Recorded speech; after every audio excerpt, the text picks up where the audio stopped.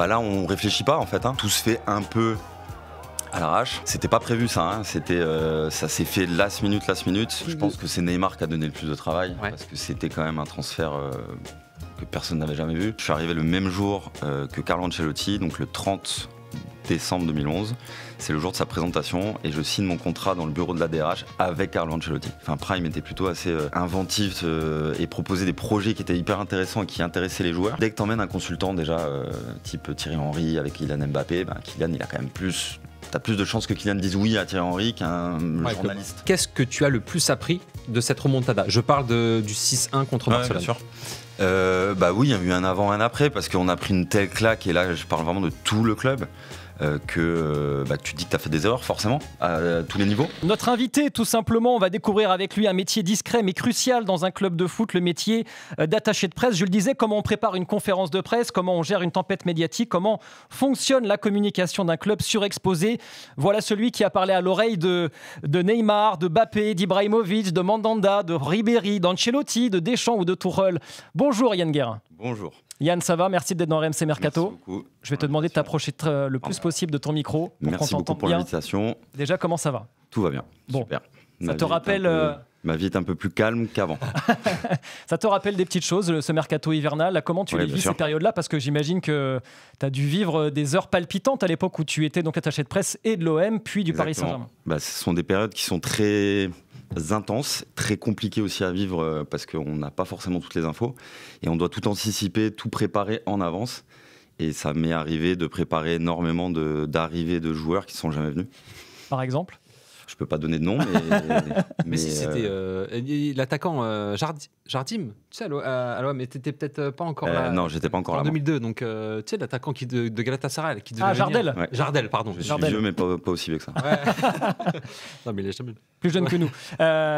Yann, c'était des périodes qui étaient évidemment très intenses. Comment justement tu as des souvenirs? Comment tu gérais ça? Les journées étaient plus longues encore que d'habitude? Oui, et surtout dans les derniers jours du mercato, où là, tout se passe généralement. Et là, on doit être prêt. On arrive très tôt au bureau et on repart généralement très très tard après la deadline. Parfois pour rien. Et parfois pour faire 3, 4, 5 joueurs dans la même journée. Donc on est, ça demande beaucoup de coordination aussi avec les médias du club. Parce qu'il faut organiser les séances photos. Voilà. Faut préparer le communiqué. Communiqué de presse, des vidéos d'annonces maintenant avec les réseaux sociaux. On voit des clubs qui annoncent de manière très différente d'avant. Avant, on faisait juste un communiqué, une photo avec le numéro, l'année de signature et c'était fini. Aujourd'hui, c'est beaucoup plus créatif, donc ça demande aux médias du club beaucoup de boulot et parfois pour rien. Est-ce qu'il y a une arrivée qui t'a marqué? Que ce soit à l'OM, à Paris Il y en a plusieurs, mais l'arrivée la plus marquante, ça reste Beckham, clairement, qui arrive un peu très vite. On doit tout organiser de manière hyper rapide. On a la pression de ses dirigeants pour que ça soit diffusé dans le monde entier.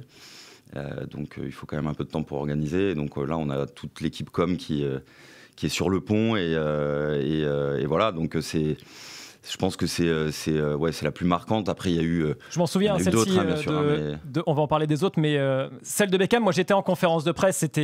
J'avais jamais vu l'auditorium du Parc des Princes dans un tel état d'ébullition. Et pourtant, on a fait quelques conférences de presse là-bas. Mais d'abord, Rémi, tu as retrouvé quelque chose, un document important. Ouais, parce que à l'époque, c'était sur Facebook, c'était pas encore sur Twitter. Mais c'est donc David Beckham qui poste cette vidéo en disant qu'il est en chemin pour Paris.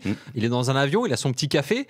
Est-ce que typiquement, quand il poste cette photo, toi, ça te met dans le rouge parce que c'est pas encore officiel, mais clairement il annonce le message. On a l'info normalement. Ouais. Normalement, parce que c'est pas forcément le cas dans tous les clubs ou dans toutes les situations. Là, on a été mis dans la boucle, bien entendu, et c'est une coordination entre ses agents de communication, ses agents et l'équipe de communication et sportive du Paris Saint-Germain, bien sûr. Et donc l'arrivée de Beckham, je le disais, donc une effervescence dans cet auditorium, ça t'a marqué aussi? Oui, je pense qu'on n'a pas du tout respecté les consignes de sécurité, à mon avis. Je pense qu'on était quasiment 400 journalistes, avec je ne sais pas combien de caméras, c'était hallucinant, il y en avait dans tous les sens. Et après, on voit, ce qui est marrant, c'est qu'il y a le rendu qui est hyper propre, hyper clean, et tout le monde en costard, etc. Et derrière la caméra, c'est un bordel sans nom. Et c'était une super expérience, très compliquée à gérer clairement, mais super expérience. Et l'homme était comment? Beckham. Incroyable. Un des joueurs les plus pros et les plus gentils que j'ai rencontrés dans ma carrière. T'as son numéro ? Je l'ai plus. Enfin, j'ai encore un numéro, mais je pense qu'il a changé. On va en parler à la fin de l'émission. Bon, enfin, après, il y a moyen de le retrouver, son numéro. On connaît des gens qui le connaissent. Autre arrivée marquante, Yann. Évidemment, regarde ces images qui ont ouvert une nouvelle ère, on va le dire, même carrément, avec le Paris Saint-Germain. C'était devant la Tour Eiffel, c'était l'arrivée d'un certain Zlatan Ibrahimovic. Et on te voit, là, t'es en costard, de dos, et tu tiens le maillot que tu vas tendre à Ibrahimovic. Raconte-nous un petit peu quels sont tes souvenirs et qu'est-ce qui te passe par la tête à ce moment-là. Bah là, on réfléchit pas en fait. On a un cahier des charges à respecter. Tout se fait un peu à l'arrache parce que c'était pas prévu ça. Ça s'est fait last minute. Donc la team sécurité du PSG n'était pas hyper contente. Qu'est-ce qui se fait last minute? C'est le fait que ce soit à la Tour Eiffel? Exactement. C'était pas prévu du tout et ça s'est fait vraiment last minute. Et bon là, on a l'impression que c'est un truc hyper organisé. Mais au final, pas du tout. On voit Mickaël Baudrier qui était au Paris Saint-Germain en costume là, qui veille parce que y a beaucoup de monde forcément. Et par contre, c'est des images qui ont fait le tour du monde. Donc en termes d'impact communication, un nouveau projet qui veut rayonner à l'international, c'est parfait. Toi, à ce moment-là, c'est quoi ton rôle? Qu'est-ce que tu dois faire? Tu dois le driver? Tu dois juste le donner, entre guillemets, les bonnes infos au bon moment, le maillot, le ballon? Parce qu'on va voir que tu vas lui donner un maillot. Enfin, en tout cas, il va avoir un ballon. Oui, alors là, pareil, c'est un peu de l'impro, on va pas se mentir. Ouais. Mais oui, là, je lui donne le maillot parce que on sait que c'est la photo qui va faire le tour du monde avec le maillot devant la Tour Eiffel. Et après, le ballon, c'est plutôt de l'entertainment. Ouais. C'est pour qu'il y ait une interaction avec les fans. Et ça a hyper bien marché, on voit que tout le monde est content. En plus, il y a du soleil à Paris, incroyable, ce qui n'est pas toujours le cas. Et tout le monde sourit et c'est une super OP de communication. Et il y avait Leonardo, on a aperçu également Jean-Claude Blanc, le directeur général du club. D'ailleurs, avec le recul, avec tes explications, on voit que c'était un peu le bazar quand même. Oui, on voit que c'était clairement un peu improvisé. Après la présentation, il y a la conférence de presse de Zlatan. On va là aussi revoir quelques images. Et là aussi, énorme affluence médiatique dans ce fameux auditorium du Parc des Princes. Ce qui est drôle surtout, c'est qu'il y a Marco Verratti avant qui est présenté. Enfin, ils sont présentés le même jour. D'ailleurs, on le voit. Est-ce que toi, tu as senti une différence? J'imagine que oui, entre Marco Verratti et Zlatan Ibrahimovic. Si oui, lesquels? En fait, ce qui est marrant dans ce moment, c'est que Marco Verratti est un très jeune joueur qui est quasiment inconnu en France, qui va se révéler une super recrue après, mais personne ne le connaît vraiment. Et la conférence de presse devait durer 5 minutes de Marco, et ça devait être l'arrivée en grande pompe de Zlatan en mode surprise. Et au final, ça a duré beaucoup de temps. Je crois que ça a duré quelque chose comme 30-40 minutes. Où Marco a répondu à des questions, alors que c'est un jeune joueur de 18-19 ans à l'époque. Il a 300 journalistes devant lui et il se démonte pas.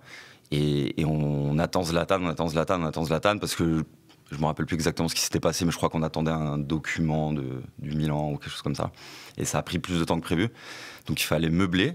Et donc moi, je devais regarder les journalistes, allez, pose ta question, pour vraiment qu'il n'y ait pas de blanc, quoi. Et après, Zlatan arrive, et là, c'est l'effervescence totale. Et c'est pareil, c'est top. C'est des super histoires et c'est des super moments en tant que fan de foot et en tant que professionnel aussi. Et donc c'est aussi ce qu'on découvre finalement du métier d'attaché de presse, c'est que là, donc, tu dois en fait t'adresser, tu dois avoir cette bonne connexion avec les journalistes que tu connais, parce qu'on avait l'habitude de se côtoyer, toi et moi aussi, à l'époque où j'étais donc reporter et que j'assistais à ces conférences de presse. C'est ces bonnes relations-là qui fait que tu arrives à meubler et donc à faire passer le temps pour que... Exactement, c'est hyper important. Nous, là, on a un rôle de médiateur.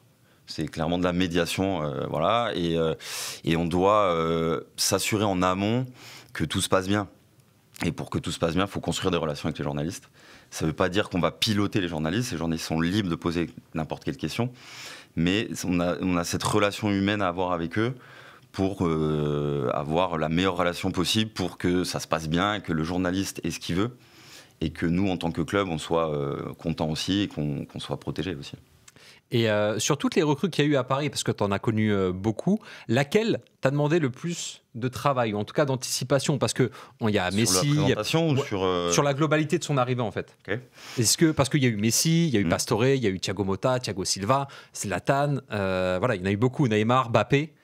Comment ça s'est passé? Je pense que c'est Neymar qui a donné le plus de travail, parce que c'était quand même un transfert que personne n'avait jamais vu. Et oui, et ça a été pour le coup beaucoup mieux préparé que Zlatan. On avait beaucoup plus d'expérience aussi en tant qu'institution.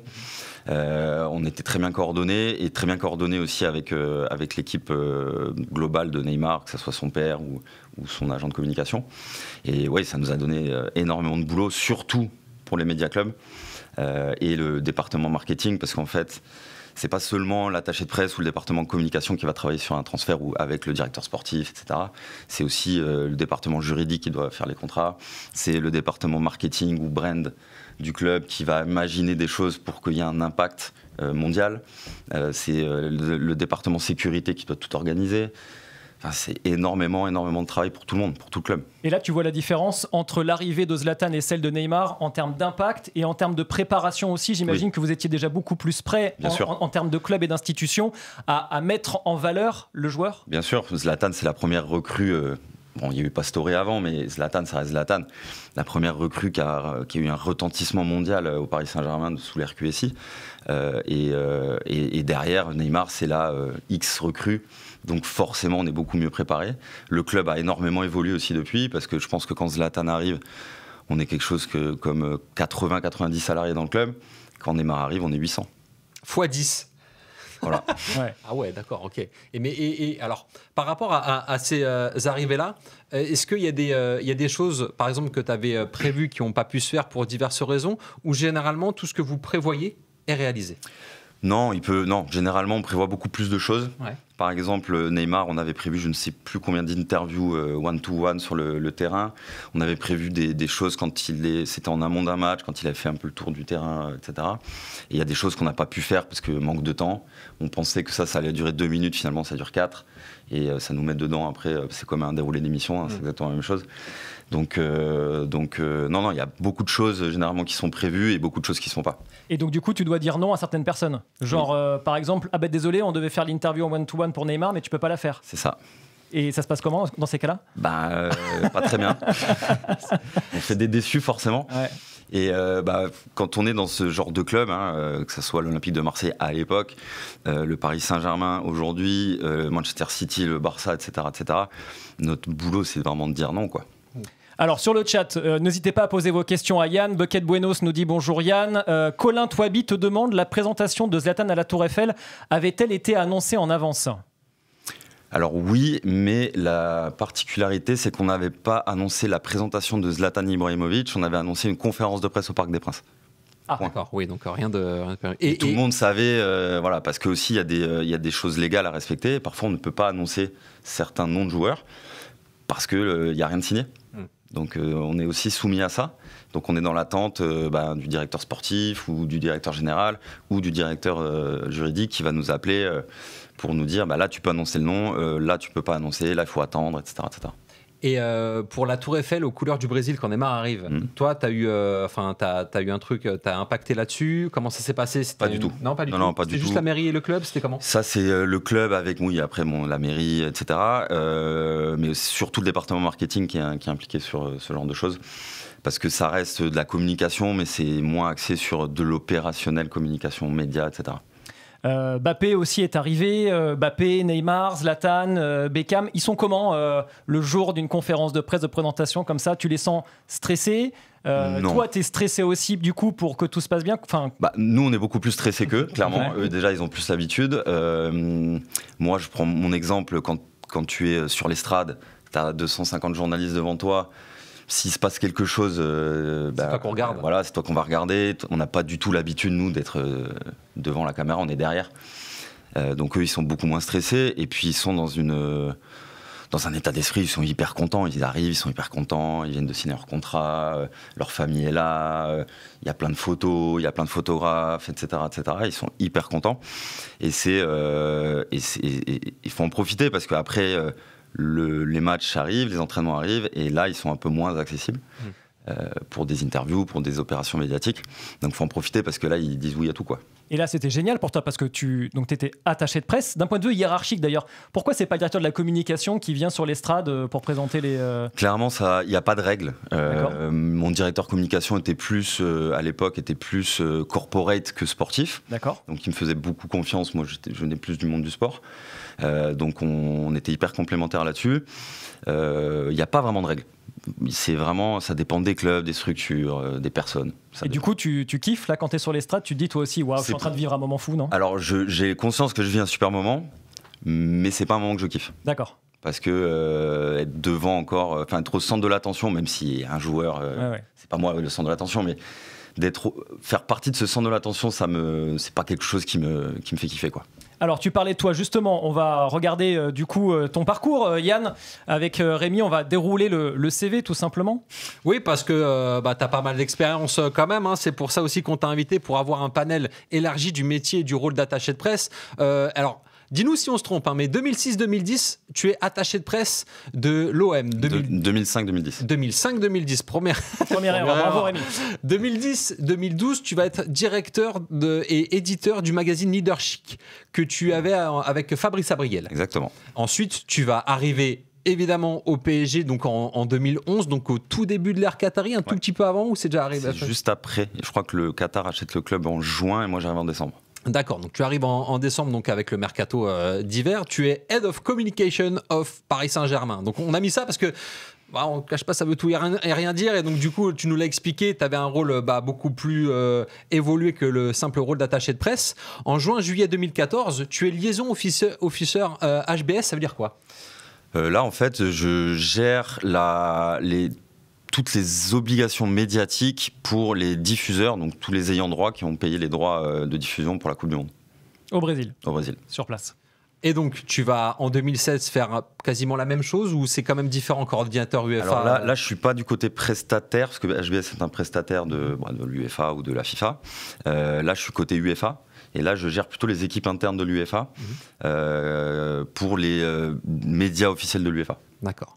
En 2022-2024, tu vas lancer l'agence Bodyguard avec Franz Lecomte, évidemment, auquel on pense très fort. Tous les jours. Et depuis mars 2022, tu es média manager pour l'UEFA. Donc ça, c'est pareil, tu t'occupes au niveau des matchs de la Ligue des Champions, des Coupes d'Europe. Qu'est-ce que tu fais? Oui, en fait, l'UEFA assigne certains venue media manager, venue broadcast operation manager, venue director, etc. etc. Et donc c'est toute une équipe UEFA, mais ce sont généralement des freelances. Et ils assignent dans tous les clubs qui vont faire les compétitions européennes, donc Conference League, Europa League et Champions League. L'Euro, c'est la même chose. Pareil pour les compétitions féminines, c'est exactement pareil. Et moi, ils m'ont assigné au Barça depuis que j'ai quitté le Paris Saint-Germain. Et mon rôle est de faire le lien et de coordonner toutes les opérations médias obligatoires entre les deux clubs, donc le Barça et le club qui donc peut-être le PSG on le soir demain midi en Ligue des Champions. Par exemple, il y a déjà eu Barça-PSG l'année dernière. Ouais, on y était.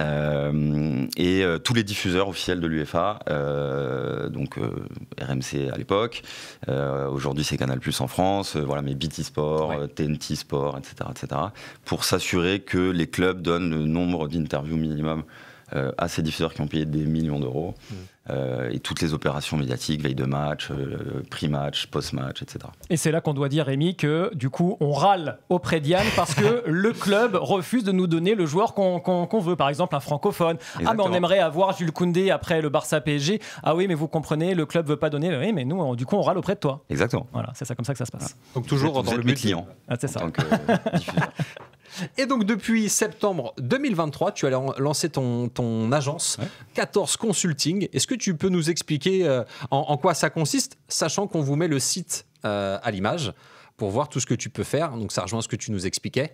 Et en même temps, le concept, qu'est-ce que tu proposes? C'est quoi les outils que tu peux proposer? L'idée, c'est de mettre au service du monde du football plutôt, et du sport de manière générale, mais plutôt du football qui est plutôt mon domaine d'expertise. Tout ce que j'ai appris, et pour aider mes anciens collègues qui sont des directeurs communication de clubs ou des clubs de manière générale dans la gestion de crise. On sait tous que dans le football, il y en a énormément. On va en parler. Et sont très variés, donc il faut être prêt. La gestion d'image de sportifs ou d'athlètes, très important. Donc il y a ce qu'on appelle venue management, c'est ce que je fais actuellement pour l'UEFA ou pour d'autres entités. Et après la partie stratégie, communication, relations presse, qui est un de mes domaines aussi de prédilection. Et il y a une dernière partie qui est des formations professionnelles. Je donne des cours à des étudiants pour essayer de... Moi, quand j'étais étudiant, j'ai pas eu la chance d'avoir accès à ce type de profil. C'était plutôt des profs simples. Donc c'est intéressant pour des jeunes qui sont en train d'apprendre et qui veulent faire ce type de métier. Et puis aussi pour des dirigeants qui sont pas forcément prêts à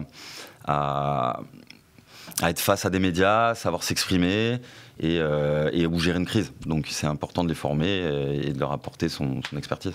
Yann, on a un petit message pour toi pour revenir à ton arrivée donc, sous les couleurs du Paris Saint-Germain. Donc on est en 2011. Ouais, salut Yann, c'est Mathias. Bah écoute, j'espère que tout va bien. J'ai une petite anecdote qui me revient à l'esprit, c'est ton arrivée au Paris Saint-Germain. De mémoire, je quitte le club en 2011, en décembre. On a Antoine Comboré qui est entraîneur, on est leader du championnat. Moi, je sais que je pars, c'est ma dernière conférence. Et à ce moment-là, le club est engagé en Coupe d'Europe et on a besoin de quelqu'un. De mémoire, tu étais sur le marché, je crois que tu bossais sur Lorient où tu t'apprêtais à partir. Et je glisse par courtoisie ton nom aux dirigeants du club. Donc on a Jean-Claude Blanc et Leonardo à ce moment-là. Et je leur dis, écoutez, c'est simple, il a bossé avec Pape Diouf à Marseille, donc je pense qu'il a eu les mêmes contraintes, pour pas dire les mêmes emmerdes que nous au PSG, avec chacun nos façons de les régler. Et ça, pour moi, c'était une chance d'avoir quelqu'un qui parle anglais et qui pouvait comprendre et appréhender nos enjeux. Et donc ton nom a été rapidement suggéré. Et j'ai été ravi de voir que tu as pu enchaîner derrière. Et donc l'anecdote qui était plutôt sympa en mémoire, c'est qu'effectivement, moi je pars en décembre, c'est le mercato hivernal, c'est la dernière conf avant le mercato, c'est la dernière conf d'Antoine, et il se trouve que c'est physiquement sa dernière conf, puisqu'une semaine après, moi je savais que je partais, mais pas lui. Antoine est malheureusement débarqué, et c'est Carlo Ancelotti qui arrive et qui est nommé en janvier, et toi tu arrives à ce moment-là, donc pas mal comme atterrissage commando. Voilà Mathias Barbera qui s'occupe aujourd'hui de la communication de l'Estac. Merci Mathias à lui. m'a fait la plus belle passe D qu'on puisse rêver dans sa carrière. Donc je l'en serai éternellement reconnaissant. Et ouais, pour la petite anecdote, effectivement, je suis arrivé le même jour que Carlo Ancelotti, donc le 30 décembre 2011. C'est le jour de sa présentation et je signe mon contrat dans le bureau de la DRH avec Carlo Ancelotti. C'est dingue ça. Et j'avais espéré qu'il se trompe, que je signe le contrat moi de Carlo, mais bon malheureusement. Voilà. Et du coup, c'est quoi tes rapports avec Carlo Ancelotti? Parce que tu arrives, j'imagine que tu n'as pas préparé sa conf, du coup. Non, en fait, là, j'étais en observateur, parce que je ne pouvais pas gérer forcément une conf, c'était le jour de mon arrivée, donc je ne me rappelle même plus comment ils l'ont géré, parce que Mathias était déjà parti. Et là, là, je le dis, on arrive en même temps, je suis le nouvel attaché de presse, toi, tu es le nouvel entraîneur, voilà, on va apprendre à se connaître. Et il est sympa? Il est adorable. Et il est très intelligent et c'est un des coachs les plus intéressants avec lesquels j'ai travaillé. Pourquoi ? Dans sa manière d'aborder la partie médiatique, la partie communication. Tout était préparé, il laissait, comme il fait aux entraînements, il laisserait rien au hasard. Et c'était hyper intéressant de bosser avec ce type de coach. Il y a des coachs qui s'en foutent complètement, qui subissent, qui ne sont pas intéressés, des joueurs aussi, mais lui, il était hyper intéressé. Et de toute façon, on le voit de sa manière à répondre aux journalistes. Il rentre jamais dans une polémique, il a toujours le petit sourire, il a toujours la petite phrase qui va bien pour détourner l'attention, il est super fort. Est-ce que c'est toi qui lui as appris à soulever le sourcil comme ça là, Non, non, j'aurais aimé le faire comme lui, mais j'y arrive pas. Et alors ce qui est dingue, c'est qu'il parle très vite français en plus. Très très vite français. Comment ça s'est passé? C'est toi qui l'as convaincu aussi, qui lui a dit ce serait bien que tu parles en français? Non, par contre je lui ai expliqué mais j'étais pas le seul à le faire clairement, mais je lui ai expliqué la particularité française. On aime bien que les gens parlent français. Ça a été beaucoup de discussions avec Unai Emery notamment et beaucoup de moqueries malheureusement contre lui, mais il a fait l'effort de parler français. En plus il a eu un bon français assez rapidement et voilà, donc ça a tout de suite mis tout le monde de son côté, quoi. Est-ce que c'est des choses qu'on demande aussi bien aux entraîneurs qu'aux joueurs? Parce que je pense par exemple à Di Maria qui a eu du mal à parler français, Neymar aussi, il y a d'autres joueurs qui, comme Javier Pastore, qui ont appris à parler le français. Comment tu fais passer le message aux joueurs ou aux entraîneurs que justement ce serait mieux de parler français, et comment ils réagissent quand en gros ils te font comprendre qu'ils veulent pas? Après normalement le message doit pas venir de moi, le message doit venir du club, de l'institution. Ouais. C'est-à-dire que ça devrait être un espèce de cahier des charges que le joueur signe. Voici les valeurs du club, voici l'historique du club, voici les choses à faire, donc des droits et des devoirs surtout. Et les devoirs, c'est répondre aux obligations médiatiques, c'est parler français en X mois, etc. Ou en tout cas, tout faire pour.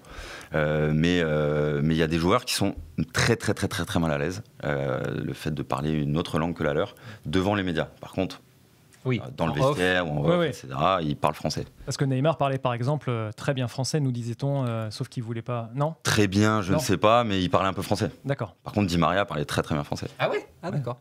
Et tu parlais d'Unai Emery, je sais qu'on avait eu des discussions à l'époque parce que l'argument qui nous était avancé par le club, c'était que Unai ne voulait parler qu'en espagnol pour être sûr de bien se faire comprendre. C'est vrai. Est-ce que c'est vrai et pourquoi à l'époque on était est-ce que tu as trouvé qu'on a été dur avec Unai Emery sur les moqueries, sur son accent, sur Oui. Moi j'ai trouvé dur. Pourquoi ? Parce que on sait qu'un coach quand il parle, il a une résonance énorme. Et s'il dit quelque chose qui est mal interprété parce que c'est pas sa langue, parce qu'il la maîtrise pas à 100%, ça peut avoir des conséquences derrière. Donc au départ, il a voulu parler espagnol parce qu'il maîtrisait sa langue et c'est sa langue maternelle et c'est complètement logique. Parce que son frère est basque, français, donc son frère parle français vraiment très bien pour le coup, donc son frère l'a aidé à apprendre le français. Mais il a gardé son accent espagnol, donc les Espagnols parlent très vite. Et il n'avait pas vraiment un manque de vocabulaire, mais il avait un problème d'accent. Donc même parfois, moi je ne comprenais pas, clairement. Mais je pense qu'on n'a pas assez salué l'effort qu'il a fait par respect pour la France, en fait, les supporters du PSG, les journalistes, etc., de faire cet effort de parler français, quoi. Et je vous ai trouvé un peu dur à l'époque. Est-ce qu'il a été touché, lui, personnellement, et on va dire de manière humaine, par ces moqueries, ou il est passé à autre chose ? Non, je pense qu'il est passé à autre chose très vite. Déjà, les coachs n'ont pas vraiment le temps de regarder tout ce qui se passe dans les médias. Ils ont généralement des agents de communication qui font ça pour eux, qui vont dire voilà, il s'est passé ça, il s'est dit ça, etc. Moi aussi, je peux avoir ce rôle-là. Mais après, ça reste quelque chose de personnel. Mais il voulait absolument parler français. C'était... rappel d'une conférence où il bougeait les bouteilles, là, c'était exceptionnel. Pour rester sur ce thème, avant de rentrer dans le détail de la gestion d'une conférence de presse, parmi les entraîneurs qui ont suivi Unai Emery, il y a eu Thomas Tuchel qui lui parlait un français dingue, parce qu'il avait appris le français quand il était plus jeune. Et on a eu le cas de Mauricio Pochettino qui a joué au PSG et qui refusait de parler en français. Souvent durant les conférences de presse, qui préféraient parler en espagnol. Est-ce que ça aussi, ça a été source de discussion au sein du club ? Oui, ça a été pas mal source de discussion. Moi, en plus, j'étais assez proche de Mauricio et de tout son staff, qui sont des gens incroyables. Mais il parlait français, clairement. Pas comme nous, bien entendu, mais il parlait français. Il avait vraiment peur d'être jugé sur une mauvaise phrase, une mauvaise chose. Donc c'était plutôt une protection qu'un manque de motivation ou qu'un manque de respect vis-à-vis de la France, vis-à-vis des journalistes. C'était vraiment... non, je préfère me protéger et je vais parler ma langue maternelle parce que au moins je suis sûr de ne pas être jugé sur un mot que je ne maîtrise pas, une phrase, etc. Et en plus, ça donne aux journalistes plus de contenu, je trouve, aussi, quand on parle dans sa langue maternelle, que des phrases bateau parce qu'on ne maîtrise pas la langue et parfois c'est un peu inintéressant aussi. Juste toi, tu parles combien de langues ? 3 langues. Français, espagnol, anglais. Ouais, donc les principales, et ce qui te permet de parler aussi bien. Enfin, en fait, tu as quasiment toutes les langues pour parler avec n'importe qui. Après, il faudrait le top, ça serait parler italien et portugais. Je le comprends, bien entendu, mais je le parle pas. Et là, si on parle les 4 langues, c'est mon ami Francky à l'OM, qui est directeur de l'OM. Il parle 5 langues, je crois. Et bon, lui, il galère moins que nous, quoi. C'est par Saint-Etienne et par Monaco, et effectivement il est à l'OM maintenant, il dirige la communication. Et Luis Enrique, lui, ne parle pas encore français. On espère qu'il le fera bientôt. Je pense qu'en privé il parle français, je le connais pas, mais je pense qu'en privé, petit P. C'est ça, c'est ça. Alors le Paris Saint-Germain, justement, tiens, on va prendre un exemple. Si tu étais encore attaché de presse du PSG, tu aurais un sacré calendrier à gérer, parce qu'avec Rémi, on s'est amusé à regarder le calendrier donc qui attend les Parisiens. On va voir ça. Comment on gère justement les conférences de presse et les points presse, toutes les obligations médiatiques quand on voit un tel calendrier qui se profile pour Paris entre le déplacement à Lyon ce dimanche, ensuite le déplacement à Rennes contre Saint-Brieuc en Coupe de France, après il y aura la réception de Lille, il y aura également la Ligue des Champions qui va revenir très vite. Bref, quand on voit tout ça, explique-nous un petit peu quelles conséquences ça a sur ton travail. Alors déjà beaucoup de fatigue, parce qu'on suit l'équipe partout. Donc là, je vois qu'il y a forcément 4 déplacements sur 21 jours. Qui dit déplacement dit généralement départ la veille du match, le soir, en Champions League plutôt l'après-midi pour faire les obligations médiatiques sur place, mais en Ligue 1 ou en Coupe de France, non. On arrive le soir, donc l'hôtel, on dîne avec les joueurs, etc. Après, les joueurs font les soins, blablabla. Et on rentre très tard après le match. Pourquoi ? Parce que déjà, Paris, l'aéroport est loin.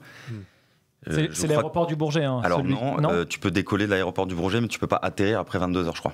À moins que c'est échangé depuis mon départ. Donc tu atterrissais où ? Charles de Gaulle. D'accord. Donc tu rajoutes 15 minutes de roulage, plus les 20 minutes en plus de trajet, blablabla. Donc tu rentres chez toi, il est 4h du matin. Tu ne peux pas t'endormir tout de suite, impossible. Donc tu vas t'endormir à 5 ou 6 heures et à 9h, tu es au boulot. Donc déjà ça.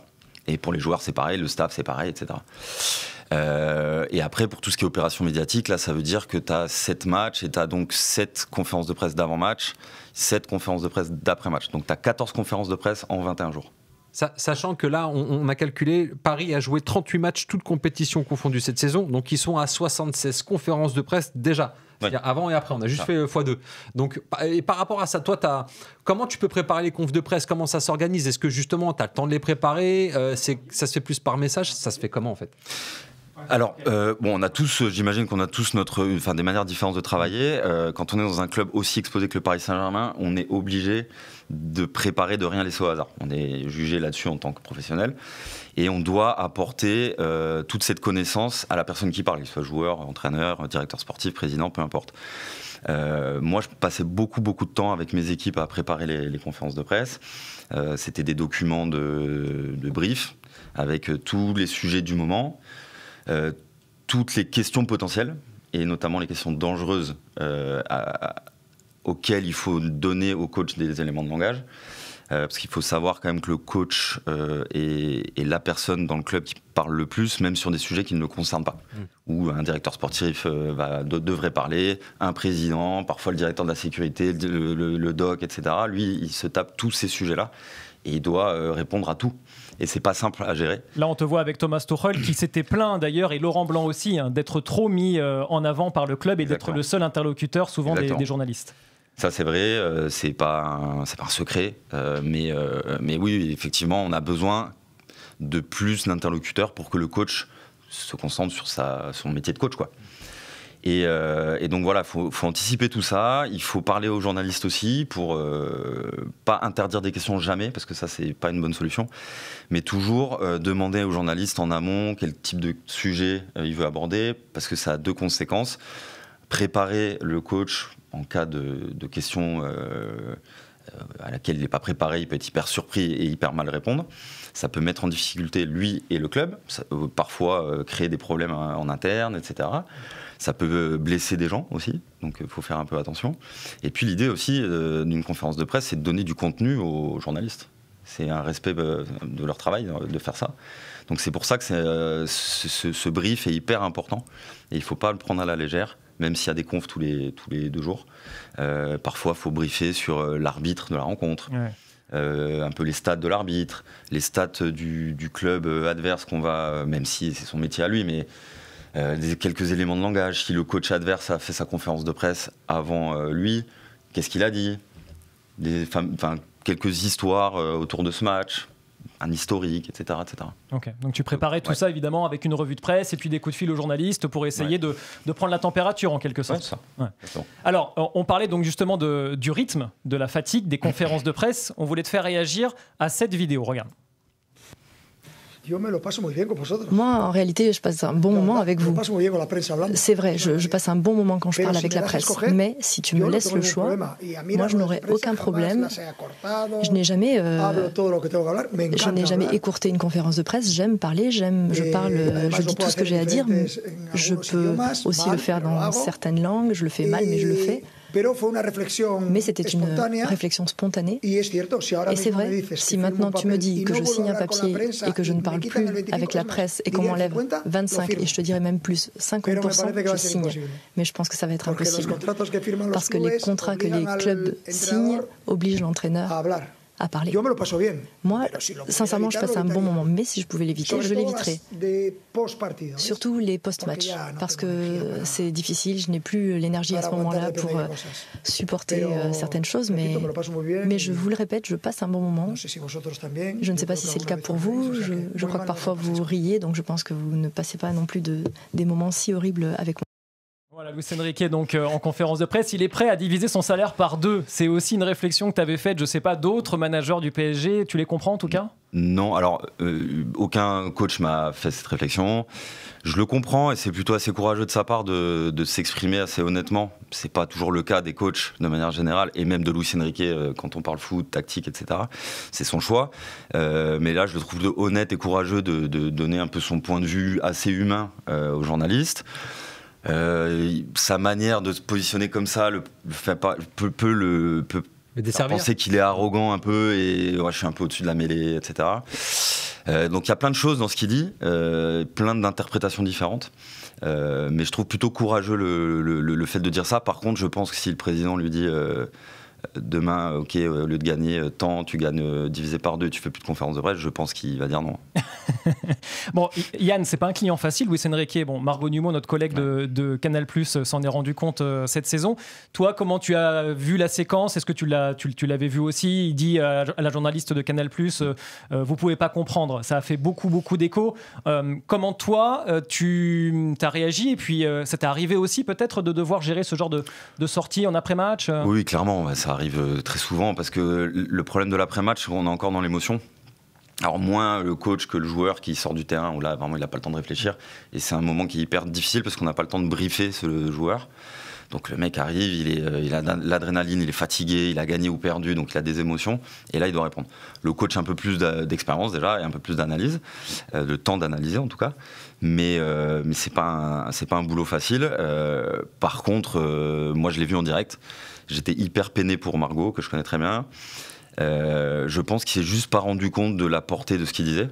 Parce que moi, ce que ça me dit, c'est que le mec est misogyne, alors que j'imagine qu'en privé, il n'est pas du tout. Et il respecte pas les journalistes, il est hyper arrogant, alors que je pense qu'en privé, il n'est pas non plus comme ça. Je pense que c'est, voilà, il n'a pas intégré cette portée, la portée qu'il avait, je pense, et de ses paroles.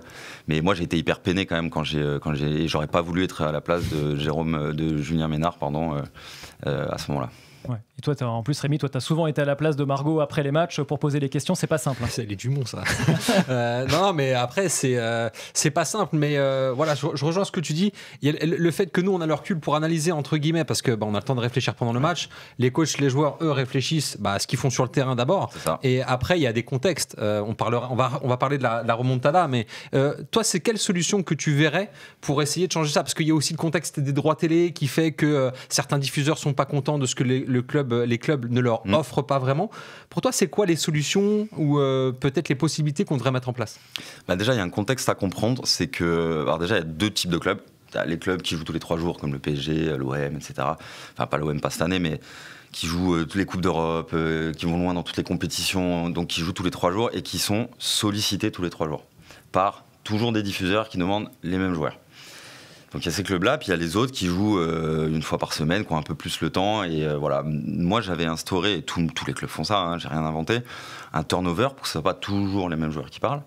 Et parfois on prend, c'est un peu pas forcément respectueux, mais parfois on prend pas en compte la demande du média et on emmène le joueur qu'on a envie d'emmener, juste pour un souci de gestion d'effectifs. Comme le coach va gérer son effectif sur le terrain, nous on va les gérer en dehors. Et donc il y a plein de solutions là, déjà que les médias comprennent qu'ils peuvent pas toujours demander le même joueur. Jérôme, tu parlais tout à l'heure, t'es diffuseur français, tu veux Jules Koundé au Barça. Ouais, sauf que Jules Koundé, il va pas parler tous les matchs parce qu'il y a Canal+. Au Barça, il y a même pas un problème, mais il y a la même situation avec les télés polonaises pour Lewandowski et là maintenant Szczęsny. Ils veulent toujours que Lewandowski ou Szczęsny. Point. Et ils sont pas contents quand ils l'ont pas. Mais tu es obligé, toi, de leur expliquer que ils ne peuvent pas les avoir tous les matchs. Parce que moi, je les vois en Champions League, le Barça, il les voit tous les matchs. Ouais. Donc voilà, après, il y a un nombre d'interviews aussi. Alors en Ligue 1, on est assez tranquille à ce niveau-là. Il n'y a pas énormément de diffuseurs. Il y en a. Ça peut être 4-5 positions flash, donc c'est des interviews d'après-match. En Liga, il y en a 10-12 tous les matchs. Et alors, juste par rapport au nombre d'interviews quand tu es dans un club, on a bossé évidemment l'émission ensemble. Tu nous disais que, allez, grosso modo, ça pouvait aller jusqu'à, je dis peut-être une bêtise, mais c'est 5000 demandes d'interviews par saison. Bah oui, clairement. Donc, ce qui correspond à un calcul rapide, je crois que c'est 130, un truc comme ça par jour. Et tu disais que des fois, ça variait. C'est-à-dire que c'était moins de 130 le lundi, mais le mardi, ça pouvait être beaucoup plus. Oui, bah après, ça dépend des périodes, ça dépend de l'actualité, ça dépend des joueurs. Voilà, mais quand Messi arrive au Paris Saint-Germain, je pense qu'on a reçu 800 demandes d'interview dans la même journée. Et après, il y a toutes les demandes d'accréditation aussi à gérer. Ouais. Ça, on n'en parle pas assez, mais c'est un taf de fou.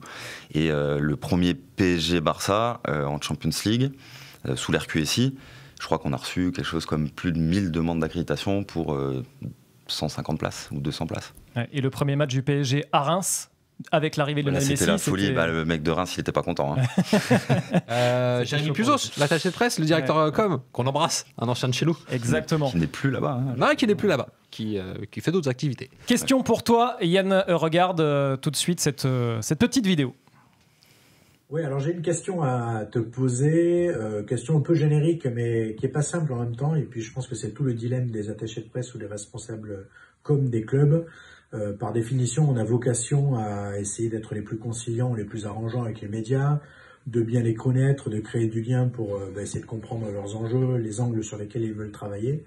Et par définition aussi aujourd'hui, les clubs sont de plus en plus sollicités et ont vocation, pour se protéger, à un peu refermer les portes, voire à refuser pas mal d'interviews. Et donc voilà, ma question est assez simple. Au PSG, qui était une belle machine médiatique, comment tu arrivais à concilier tout ça? Yann. Je pense que ça va prendre 1 heure la réponse. En fait, il y a tellement de paramètres. S'il faut savoir que quand on est attaché de presse ou directeur communication, on se base sur la stratégie globale du club, qu'on doit nous décliner. Chaque département doit décliner une stratégie, donc le département marketing, le département juridique, etc. Et nous, en termes de département communication, on doit créer une stratégie de communication qui est une déclinaison de la stratégie globale du club. Par exemple, au PSG, c'était la stratégie globale. L'objectif principal, c'était de devenir une des plus grandes franchises de sport dans le monde. Et ça veut dire quoi en termes de communication? Donc, on crée des objectifs de communication, à qui on doit parler, des axes de communication, des messages clés, etc., etc., etc. Des actions clés, on essaie d'avoir un planning, même si c'est du foot et qu'on sait qu'une défaite peut changer la donne ou des choses peuvent arriver. Et donc, en fait, c'est tous ces paramètres-là qu'on va prendre en compte pour sélectionner les médias les plus intéressants pour nous, à qui parler. Et on va avoir 1 million de demandes d'autres médias qui sont sur le papier pas intéressants pour nous, mais qu'il faut quand même considérer, parce qu'ils ont le droit de travailler aussi. Donc on ne peut pas donner des interviews, des choses exclusives à tout le monde, bien entendu, parce que la principale chose, c'est quand même que l'équipe gagne, et pour que l'équipe gagne, il faut qu'elle s'entraîne, et parfois qu'elle se repose, etc. Et donc c'est tout un tas de paramètres qui fait que au début c'est très flou, après quand tu mets sur papier ta stratégie, ça devient un peu plus clair, et après tu sais à qui t'adresser pour avoir la meilleure visibilité, la meilleure portée en fonction de tes objectifs. Et c'est pas toujours dans l'équipe que tu vas proposer la meilleure interview, c'est pas toujours à RMC dans une émission comme Rotten sans flamme que tu vas proposer le joueur, ça peut être aussi sortir du cadre, parfois aller, je sais pas moi, vers GQ parce que c'est le lifestyle ou d'autres supports. Ce que j'aimais beaucoup faire, c'était donner à la presse quotidienne régionale, qui est plutôt suivi par les gens en province, et on sait que ces gens-là, l'opinion de ces gens-là, elle est hyper importante.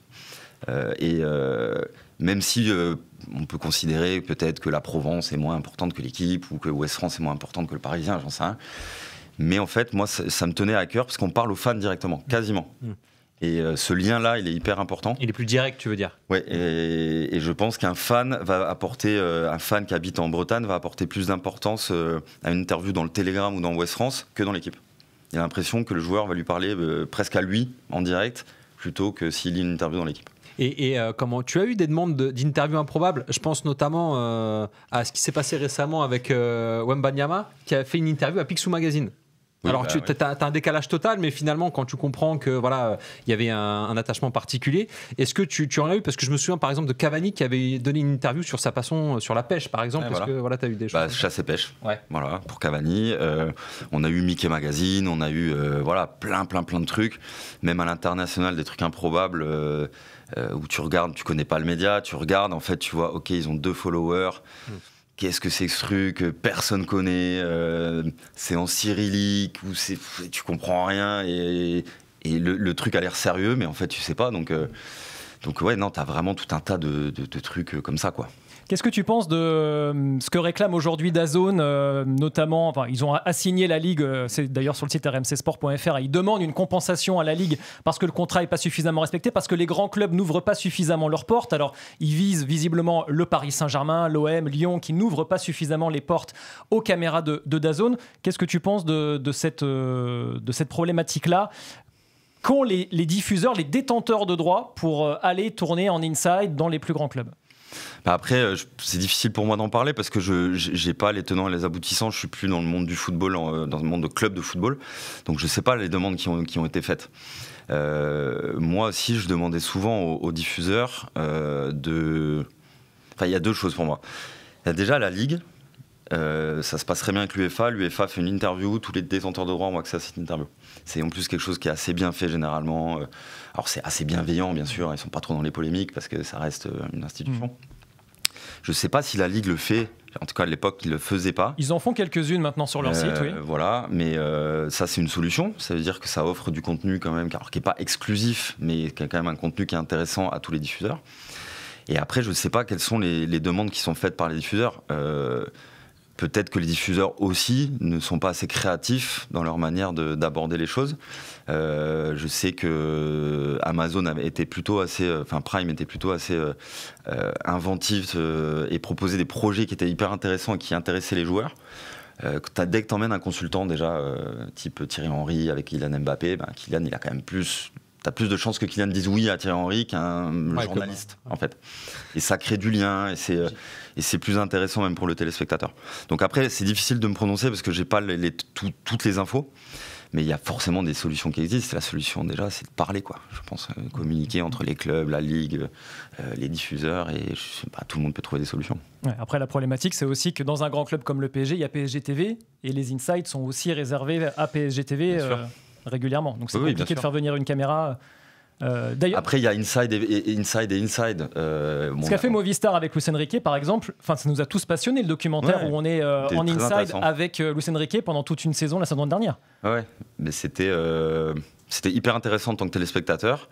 En tant que responsable com du club, je suis pas sûr que ça ait un bel impact. Il a un droit de regard, le directeur de la com, là-dessus, par exemple, sur ce dossier-là, comment ça se passe? Il met une caméra dans le vestiaire du club, oui. D'accord, ça reste que dans la sphère privée, on n'a pas notre mot à dire, même si pour les bonnes relations, ça serait bien d'être au courant et de le faire ensemble. Nous, on a eu plein de fois le cas avec Neymar et Netflix, avec plein d'exemples de joueurs qui ont fait des documentaires et avec qui on a super bien collaboré pour que ça soit top pour tout le monde.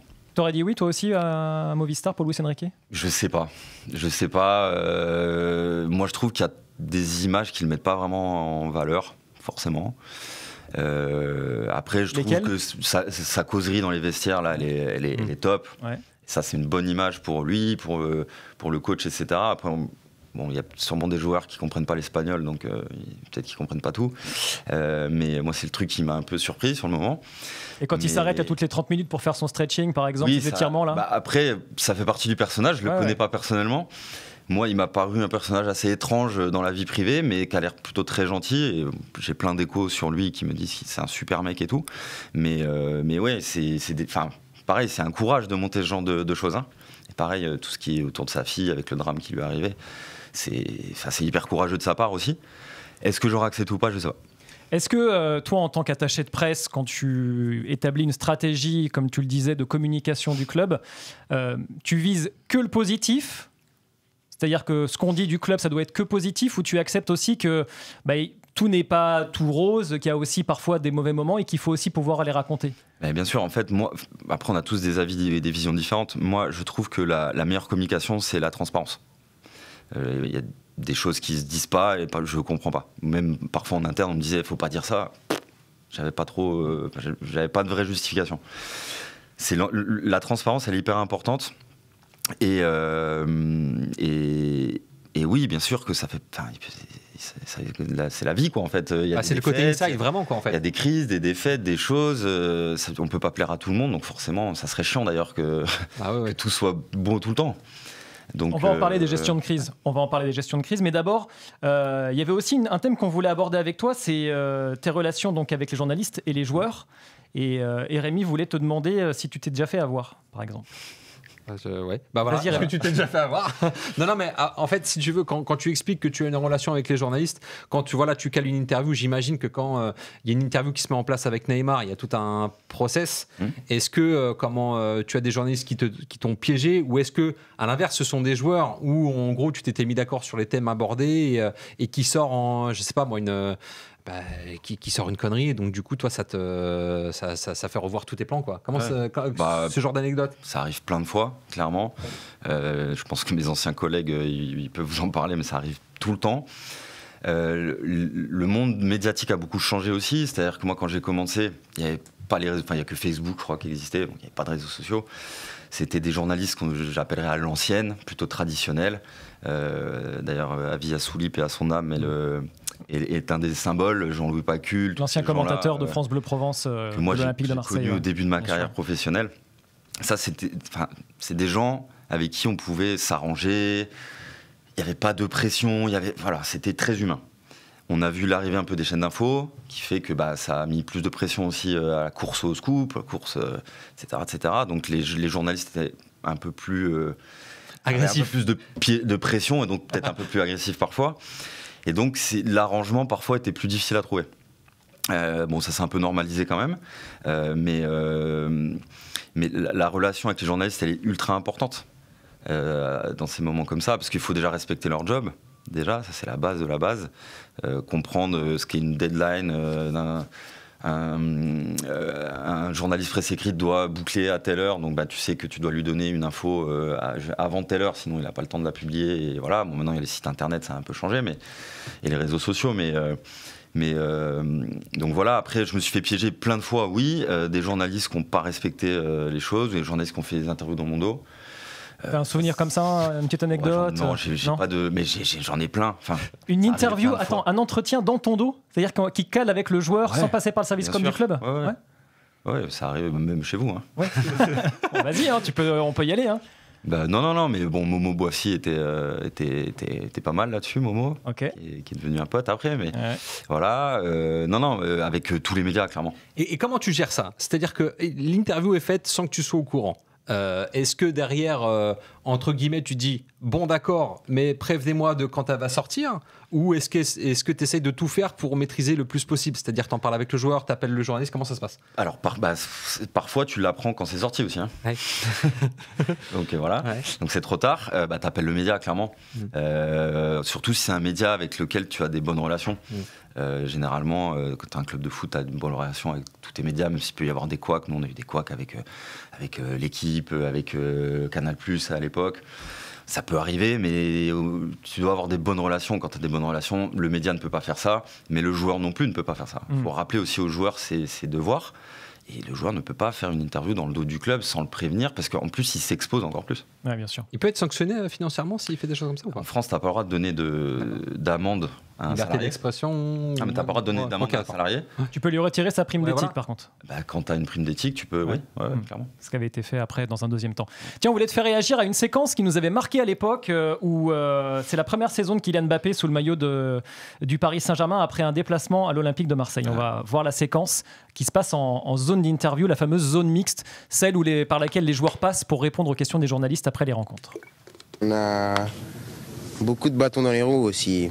On ne peut pas faire les victimes, mais il y a certains faits de jeu qui, malheureusement, nous mettent un peu des bâtons dans les roues. Je pense notamment au penalty.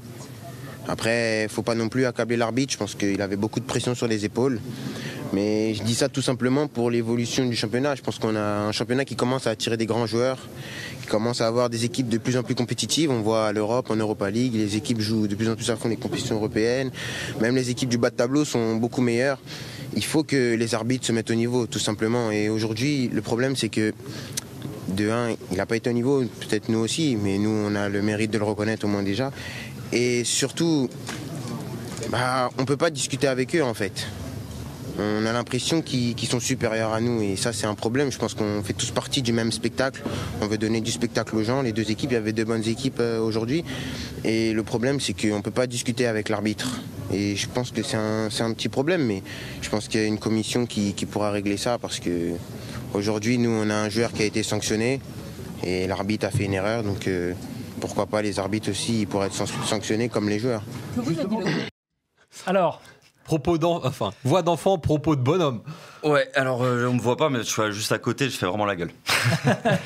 parce qu'il devait pas s'arrêter en zone mixte. Il s'arrête et dit ça, donc il me prévient pas. Et là, t'es en live, donc tu peux pas arrêter le truc. Et il se contredit plein de fois. Bon, on sent que c'est encore un jeune joueur. Là, aujourd'hui, il ferait plus du tout cette erreur-là. Il se contredit, il dit tout et n'importe quoi. Faut pas clamer l'arbitre, mais il a pas au niveau. Bon, voilà. Après, il dit certaines vérités, en tout cas ce qu'il pense, donc c'est plutôt bien. Mais là, ça crée des problèmes, clairement. Ça crée des problèmes. Donc, en fait, généralement, c'est les clubs qui se créent leurs propres problèmes. Quel type de problème, du coup ? Le problème, déjà, pour l'image du club, parce que tu peux pas critiquer un arbitre publiquement comme ça, surtout quand tu as 17 ans. C'est pas le lieu. Il dit des choses intéressantes. Parce qu'on sent tout de suite qu'il y a des pistes de réflexion qui peuvent être intéressantes. On ne peut pas discuter avec les arbitres. Moi, je suis très d'accord avec lui sur ça. Il faudrait humaniser plus les arbitres pour qu'ils les remettre au centre du jeu, parce qu'ils ont un taf qui est tellement compliqué. Ils se font défoncer par tout le monde. Et il n'y a personne qui les défend, ils ne parlent jamais, etc. Il faudrait les remettre justement en les humanisant. Enfin, ça va les humaniser. Les gens auront plus de scrupules, parce qu'ils comprendront mieux leur job, leurs contraintes, etc. Donc il dit des choses vraies, mais ce n'est pas le lieu de faire ça, quoi. Alors on va juste rappeler le contexte, c'était le 22 octobre, Marseille, PSG 2 partout, égalisation de Cavani à la dernière minute, carton rouge pour Neymar, enfin 2 cartons jaunes, du coup il est expulsé. L'arbitre c'était Rudy Buquet, voilà, c'est juste pour remettre le contexte. Alors du coup on t'avait demandé également en préparant l'émission, Yann, de nous proposer le 11 des joueurs à envoyer en conférence de presse et on va le découvrir ce 11, et l'homme qu'on a entendu parler ne fait pas partie de ce 11 là, Kylian Mbappé. Déjà, est-ce que tu peux nous détailler pourquoi tu nous as choisi donc ces 11 joueurs-là, et j'imagine que il y a des bons, il y a des moins bons clients. Il y avait aussi. Alors, là, j'ai mis que les bons clients. Que les bons clients, sachant qu'il y avait des remplaçants et un coach. Tu nous as mis en remplaçant, il y avait Trapp, Buffon, Kipembe, Jallet, Bey, Thiago Silva, Zenden, Abriel, Pastore, Néné, Lucas et Ander Herrera, le tout coaché par Eric Guéretz. De qui tu as envie de nous parler là, par exemple, parmi ces 11 joueurs, Yann? Mamadou Niang, c'est moi, j'étais tout début de ma carrière. C'est un joueur important déjà. Et le mec te dit oui à tout ce que tu lui proposes, parce qu'il part du principe que si tu le fais, c'est que, et que tu représentes le club, il faut le faire pour le bien du club. Donc c'est top. Moi en plus j'apprends à ce métier, je suis stagiaire à l'époque, etc. Franck Ribéry pareil. Franck Ribéry, à force de faire des interviews, s'est exprimé beaucoup mieux. Sa première conférence de presse est catastrophique, et après le mec s'exprime de façon normale. On est quand même surpris de le voir dans ton 11. Ouais, parce que après c'est difficile de juger objectivement, c'est aussi subjectif en fonction des affinités que j'ai pu avoir avec certains joueurs. Mais c'est, pour moi, c'est quasiment les meilleurs clients avec lesquels j'ai travaillé. Maxwell, Blaise, Thomas Meunier, il parlait à chaque fois. Marquinhos, chaque fois qu'on a perdu, il y parlait. Zlatan, je l'ai mis parce que je pense que c'est le mec le plus intéressant et qui m'a même fait progresser dans mon métier. Et en quoi ? Avec qui j'ai bossé. Il était tellement exigeant, de manière globale, avec lui-même, avec ses coéquipiers, et avec tout le monde. Il était exigeant avec tout le monde, et en fait, il t'oblige à te mettre à un niveau. Si tu prépares pas, il te tue. Donc, en fait, ça élève ton niveau d'exigence à toi aussi, et c'est génial, en fait. Et il a fait progresser le club, du coup. Le club, hallucinant. De façon hallucinante. Je pense à une séquence où, tu sais, c'était après un match à Lille, il me semble, il dit à tous les joueurs passent, et il dit personne ne parle. Ça, toi, comment tu le vis ? Non, ça, je suis pas content. Ouais. Clairement, parce qu'il y a des obligations. Après, on peut avoir une amende de la Ligue. T'as le diffuseur qui peut ne pas être content. Et puis, il faut toujours communiquer, même après une défaite. Et surtout après une défaite. Il faut vraiment communiquer dans des mauvais moments, que ce soit une défaite, une crise extra-sportive. Il faut toujours communiquer. Parce que c'est quand on communique pas qu'on montre qu'il y a un problème. Ouais. Et c'est là où tu as besoin d'avoir des joueurs fiables. Exactement. Des joueurs qui sont capables de venir. Ça, c'est toute la difficulté de notre métier qui est de trouver le bon positionnement avec les journalistes, avec les joueurs, avec les directeurs sportifs. Parce que au final, on est le fait d'être déjà en contact avec les joueurs. Il y a 95% du club qui ne l'est pas. Et tu vas attiser des jalousies en interne.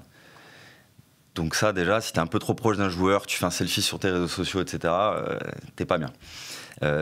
Si tu es trop proche d'un journaliste, le raccourci du directeur sportif, du coach d'un joueur, à dire « Ah, mais cette info qui a sorti dans la presse, c'est l'attaché de presse là, qui est pote avec les journalistes. » Si tu es trop proche d'un joueur, tu n'as plus aucune crédibilité. Parce que le mec va dire « Ah, vas-y, Yann, j'ai pas envie de faire cette interview, ça me saoule. » Puis là, toi, tu as bu des coups la veille avec lui, ouais, t'inquiète. Et ça, c'est pas possible non plus. Donc c'est toute cette subtilité qui est hyper compliquée, en fait, trouver le bon positionnement. Parmi les compétences donc, que tu mets à disposition de tes clients désormais dans ta société, tu as parlé de gestion de crise. Tu en as vécu quelques-unes dans ta carrière d'attaché de presse, que ce soit à Marseille et à Paris. On va en parler de quelques-unes. Je voudrais qu'on commence par celle qui nous a tous marqués, c'est celle du Périscope. Évidemment, Serge Aurier qui balance sur Périscope, qui balance sur Laurent Blanc. Regardez, enfin voilà, on a retrouvé des petits extraits. Raconte-nous un petit peu les dessous de cette histoire-là. Comment tu l'apprends? Comment tu gères cette crise? Déjà, je ne suis pas le seul à gérer la crise, heureusement. Mais au milieu de la nuit, déjà, tu l'apprends au milieu de la nuit. Donc, téléphone allumé? Oui, toujours. Pas le choix. Au cas où il se passe quelque chose. C'est toi qui as l'exclu. Ouais. D'ailleurs, je pense pas que j'ai regagné mes heures de sommeil perdues sur cette journée, nuit-là. Hallucinant. Et donc on apprend ça. Déjà, c'est en plein milieu de la nuit, on hallucine un petit peu. Et après, il y a tout un process qui se met en place. Parce que ce qui est important dans la gestion d'une crise, c'est déjà l'anticipation. C'est la base, c'est la clé. On doit lister toutes les crises potentielles qui peuvent nous toucher avec un degré de gravité et définir quels sont les impacts pour le club à court terme, à moyen terme, à long terme. Suivant les services. Quels sont les risques, voilà. Quelles sont les opportunités aussi, parce qu'on remarque qu'il y a parfois des opportunités dans des crises. Et on doit préparer tout ça, un process interne, des actions à mettre en place pour, quand ça arrive, juste appuyer sur le bouton, gagner du temps et que tout le monde sache ce qu'il a à faire. Et bon, ça, on l'anticipe pas. Enfin, on anticipe une déclaration fracassante, mais on n'anticipe pas ça. Et donc là, tu es obligé d'appeler le directeur sportif, le coach et de convoquer une réunion de crise, clairement. On rappelle que Serge Aurier donc, insulte Laurent Blanc, son entraîneur, en direct. Plus des coéquipiers, etc. Mais je pense qu'il ne se rend pas compte qu'il est en live devant tout le monde. Je pense que c'est le fond du problème est celui-là. Et bon, voilà. Et après, il y a toutes les conséquences qu'on connaît. Et après, voilà, on fait une réunion de crise et le décideur décide.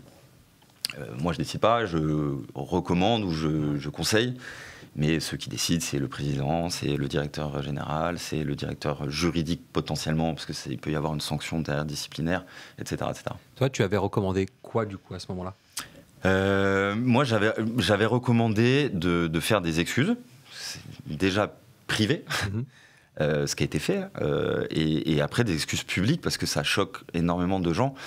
Moi, le premier conseil que je donne à un joueur, c'est imagine toujours que, avant d'écrire ou de parler, que tu as ton enfant qui écoute, qui regarde et qui lit. Donc ça, pour moi, c'est la clé et c'est la base. C'est que pour moi, c'est quand tu as des jeunes, des enfants, etc., qui lisent, qui voient, qui entendent, c'est une catastrophe. C'est une catastrophe. Autre crise que tu as vécue évidemment au Paris Saint-Germain, c'est les crises sportives, notamment la remontada, les éliminations. Quelle remontada? Il y en a deux. Alors on va commencer par celle de 2016 si tu veux bien, face le 6-1. Et ce qui nous avait marqué à l'époque, et ce qui nous a marqué d'ailleurs avec Axel Benchina, notre chef d'édition, quand on a préparé cette émission, c'est que à chaque fois, il y en a un homme qui a quand même pris ses responsabilités, qui est allé en zone mixte. On va écouter à l'époque ce qui s'était dit et on va en parler avec toi évidemment. On ne veut pas décider aujourd'hui, comme je dis, parce que tout le monde l'a fait le maximum. On n'a pas fait qu'est-ce qu'on veut faire pour gagner ce match. C'est normal, on sort, on n'a pas qualifié. Merci. Oui, c'est un cauchemar pour nous, la vérité. Je ne crois pas. Donc la première déclaration, c'était à Chelsea, et là, on est à Barcelone. Je ne crois pas qu'est-ce qui se passe, parce qu'on a 7 minutes, on a pris 3 buts. Mais après, on ne va pas chercher d'excuses, mais vraiment, tout le monde le voit, regardez. On a 2 pénaltys pour nous. Pénalty de soir, c'est pas pénalty, tout le monde le voit, vous regardez tout le télé. Mais on ne cherche pas l'excuse, on n'a pas joué le premier mi-temps, vraiment, on a joué très mal. Mais 3 semaines, on gagne 4-0, si on part 6-1. C'est très dur pour accepter la vérité, c'est très très dur. Non, c'est pas. Donc c'était Manchester City, ensuite Barcelone. On joue contre Real Madrid, on n'a pas joué contre. Et là, le Real, n'importe quoi. La première. Mais pour moi, Real Madrid reste Real Madrid. Mais il est toujours venu comme ça, du coup, Yann, le président Nasser Al-Khelaifi, il est toujours venu en zone mixte, assumé. Comment ça se passait à l'époque Pour moi, il est dans son rôle de président. Tous les présidents devraient avoir cette réaction-là. Après, bon, on peut discuter ce qu'il dit, ce qu'il dit pas, etc. Mais clairement, c'est très très important pour l'institution, quelle qu'elle soit, que le président qui incarne cette institution vienne parler, vienne assumer, et ça rassure tout le monde aussi. Et ça donne des directives pour la suite, même si parfois tu peux dire n'importe quoi, hein, mais c'est hyper important que le président vienne devant les médias. Et là, c'était après Manchester United en 2019. Rémi, tu voulais dire... Alors, est-ce qu'il y a eu un avant et un après remontada pour toi? Et qu'est-ce que tu as le plus appris de cette remontada? Je parle du 6-1 contre Barcelone. Bien sûr. Oui, il y a eu un avant et un après, parce qu'on a pris une telle claque, et là je parle vraiment de tout le club, que tu dis que tu as fait des erreurs forcément, à tous les niveaux. C'est sportif, mais je ne vais pas les juger. Moi j'ai fait des erreurs à mon niveau, mon équipe, on a tous fait des erreurs, notre département à notre niveau, parce qu'on n'a pas vu venir... le vent d'optimisme qui était en train de naître à Barcelone. Et là, Luis Enrique, il a été exceptionnel en termes de communication, parce qu'il a réussi à embarquer tout le monde derrière lui, et il a réussi à faire croire que c'était possible, alors que clairement c'était sur le papier impossible. 0% de chance selon les stats. C'était jamais arrivé. On s'est créé des problèmes tout seul. Ça a commencé dans la salle d'antidopage avec Adrien Rabiot et Levin Kurzawa qui font 4-0, 4 et Levin qui fait ça. Donc ça a motivé les joueurs du Barça en face, alors que justement il faut y être hyper humble dans la victoire. Et là on voit qu'en plus il y avait 3 semaines d'écart entre les 2 matchs. Et même en termes de communication, c'est-à-dire que certains journalistes ont posé des questions, mais vous vous rendez compte si vous ne vous qualifiez pas, c'est un échec. En fait, on a laissé cette idée transparaître. Il y a eu aussi une vidéo dans le digital, il y a 4 joueurs qui mangeaient une pizza dans une pizzeria par Broz, je crois. Meunier, Verratti, Draxler et Matuidi, il me semble. Ouais. Et qui parlent entre eux, entre potes. Ouais, t'imagines si on prend 6-0. Et en fait, tu fais naître cette graine dans ton cerveau. Et en termes de communication, tu dois... tout fermer. Non, pas tout fermer, mais tu dois fermer cette possibilité-là. C'est pas possible, en fait. Et on voit l'impact des médias sur une équipe, sur un joueur ou sur une équipe. C'est là que tu mesures aussi ça. Et forcément, oui, on a fait des erreurs, on était peut-être un peu laxistes, peut-être que nous aussi, dans notre métier, on était arrogants, comme certains l'ont pu être aussi en dehors du terrain, sur les réseaux sociaux, etc. Et donc forcément, c'était une claque énorme. Remontada de 2022 maintenant. Moi, je m'en souviens très bien parce que j'avais commenté le match avec Manu Petit sur RMC Sport. Et après le match, Daniel Riolo sur RMC dans l'after avait dit ceci. Donc tu dis depuis pas mal d'années, mais en fait, il y a des joueurs là qui sont écroulés, qui viennent d'arriver. Oui, mais quand ils viennent, ils attrapent la maladie. Ils ont immédiatement la gangrène. Je sais pas quelle maladie. Daniel, non seulement ils ont la gangrène, mais en plus ils ont cette culture où tu sais que si jamais tu prends un but, ça peut t'arriver et tout peut te tomber sur la tête. Et tu as l'impression que quand tu signes au PSG... C'est moi qui dois vous dire à vous que le sport de haut niveau, c'est l'humilité en premier. Non, mais il y a zéro humilité dans cette équipe. Zéro humilité. Parce que du matin au soir, alors qu'ils ont fait la moitié d'un bon match, tout le monde répète sans arrêt que c'est les meilleurs du monde. Il y a aussi la négation. Dans cette équipe, t'as 2 stars qui sont payés des milliards. T'as un milieu de terrain, tout le monde me dit que c'est le meilleur du monde. Encore ce soir, il était à chier. Et en face, il y avait un mec de 52 ans qui lui a donné la leçon. Les défenseurs, Marquinhos, c'est le meilleur du monde. Il a été nullissime. Tout le monde se fout la gueule toujours de Kipembe, qui est un pauvre soldat qui a fait son taf. Il y a zéro humilité. L'entraîneur, il avait fait un turnover chaque match. Il en sort, bim, le gardien fait une boulette. Tout est fait à l'envers. Chaque année, c'est fait à l'envers. L'humilité. C'est pas une question d'humilité. Ils sont montés, les mecs. Ils font la Fashion Week. Ils vont sur TikTok. Ils font des trucs. Les autres ne font pas ça. Les autres ne font pas. Dans les autres clubs, on n'a pas ça.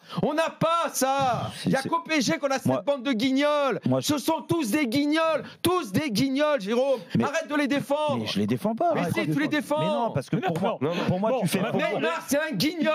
Neymar, il faut qu'il soit viré sur le champ. Neymar, au revoir. T'es plus un joueur de foot. Je savais plus que c'était comme ça. T'es plus un joueur de foot, Neymar. C'est fini. Va à la Fashion Week. Il y a les championnats du monde de poker en juillet. Je l'emmène avec moi. Il voyage en classe éco avec moi. On va jouer au poker ensemble s'il veut. On va jouer au poker ensemble. C'est tellement un tocard qu'ici ils peuvent... Bon voilà, Daniel évidemment. On connaît Daniel Riolo. Donc justement, là on est après l'élimination donc au Bernabéu avec Benzema, l'erreur de Donnarumma et tout ça. Ça n'a pas été facile de le gérer lui, en particulier Daniel, ouais. Non, après il a une liberté de parole, il faut lui. Enfin après il est maître de ce qu'il dit. Donc ça avait un impact dans le vestiaire, dans le club. Pas forcément, non. Est-ce que les joueurs regardent ce genre de choses ? Non, pas du tout. Non, franchement non. Okay. Non, parce que après, je vois pas Neymar écouter l'after. On va pas se mentir. Moi je l'écoute, c'est mon métier, donc voilà. Après on peut aimer, pas aimer, il n'y a aucun problème, on peut tout discuter. Moi ce qui me dérange quand je suis attaché presse du PSG, ce qui me dérange c'est qu'il réagit comme un supporter. Et là on n'a plus affaire à un journaliste, mais plus à un supporter, on sent la déception.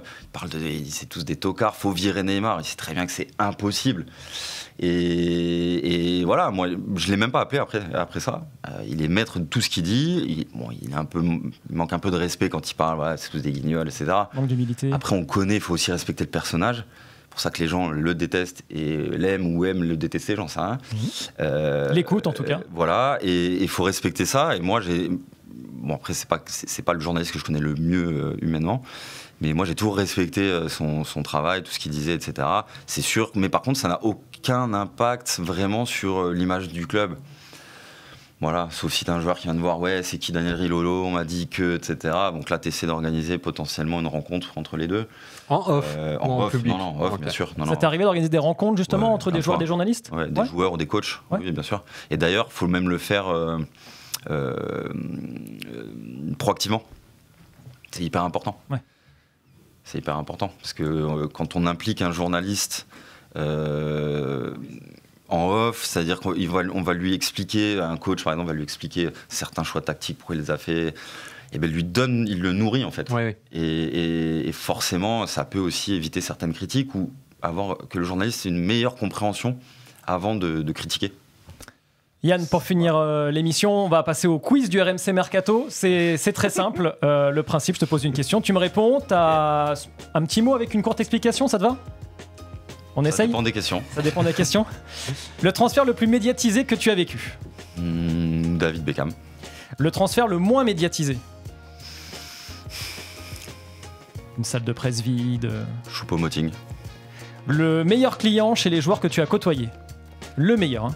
Y a un mec que j'ai pas mis là, mais dans mon 11 là, Bolo Zenden. Pourquoi ? Exceptionnel. Parce qu'il parlait français aussi, notamment. Oui, aussi, ouais. Le plus mauvais client chez les joueurs que tu as côtoyés ? Dani Alves. Pourquoi ? Joker. Le joueur le plus gentil ? C'est dur d'en choisir qu'un. Lucas, peut-être. Lucas Moura ? Ouais, Lucas Moura, ouais. Le joueur le plus désagréable ? Dani Alves. Le meilleur client chez les entraîneurs que tu as côtoyé ? Je vais hésiter entre Pochettino, entre Guéret et Ancelotti. Le plus mauvais client chez les entraîneurs que tu as côtoyé? Qu'est-ce que je vais dire? Le mauvais client? J'ai pas eu vraiment de mauvais client. Peut-être celui qui avait le moins de facilité, qui avait moins envie. Tu peux aussi dire Joker si tu veux. Ouais, non, en fait, j'ai pas. Là pour le coup, c'est pas de la langue de bois. Là, c'est vraiment que j'ai toujours apprécié quasiment chacun. Alors, il y a eu plus ou moins, mais quasiment tous, ouais. Le meilleur client chez les dirigeants que tu as côtoyé? Pape Diouf, sans aucune hésitation. Pourquoi? Mon mentor. C'est ouf. On a reçu Julien Fournier, il a dit la même chose. Que je connais très bien Julien aussi. Ouais. Le plus mauvais client chez les dirigeants que tu as côtoyé? Dirigeant, plus mauvais client. Antero Henrique. Mais pareil, je dis un nom pour dire un nom, mais ça s'est bien passé quand même. Donc, Le journaliste le plus séducteur que tu as côtoyé? Mohamed Bouafsi. On le salue, Momo, évidemment. Le journaliste le plus casse-bonbon que tu as côtoyé? Alors, j'ai pas son nom, mais il y avait un journaliste d'une radio locale en Bretagne, je crois. Où chaque fois qu'on faisait, que ce soit avec l'OM ou au PSG, chaque fois qu'on faisait un match en Bretagne, Rennes, Bretagne, désolé pour les Bretons, Nantes, Lorient, Brest, à chaque fois il était là, et à chaque fois c'était un enfer. Un enfer. Et j'ai plus son nom, donc je peux pas le donner. Mais... Merci Yann, merci beaucoup. Juste une dernière question, un conseil pour tous les attachés de presse qui peuvent nous regarder ou qui aimeraient devenir attachés de presse? Je vais pas me permettre de donner des conseils à des gens très expérimentés. Aux petits jeunes peut-être qui veulent faire ce métier-là? Franchement, c'est un métier passionnant, il faut être prêt à passer beaucoup de son temps. Donc il faut être passionné. Si on n'est pas passionné, on va vite exploser en vol. Donc il ne faut pas avoir peur de compter ses heures, Et non, c'est un super métier, c'est un métier incroyable. On a la chance de vivre tout ce qu'on vit. Et après, ceux qui ont besoin de développement de compétences, ils m'appellent pour le coup. Voilà. Exactement, et on va en profiter pour remettre... 14 Consulting. Alors, je l'ai là sur la tablette, mais... Sur la tablette, le site internet de Yann Guérin et tous les services que tu proposes, donc. Merci. Yann, merci beaucoup en tout cas d'avoir été avec nous dans RMC Mercato, c'était un grand plaisir. Bonne continuation à toi. Et évidemment, nous on se retrouve jeudi prochain pour un nouveau RMC Mercato. Salut Rémi. Avec le plaisir. Salut tout le monde, merci. Salut le stream, salut tous les messages que vous nous avez envoyés. Et on vous dit à la semaine prochaine. Salut, ciao.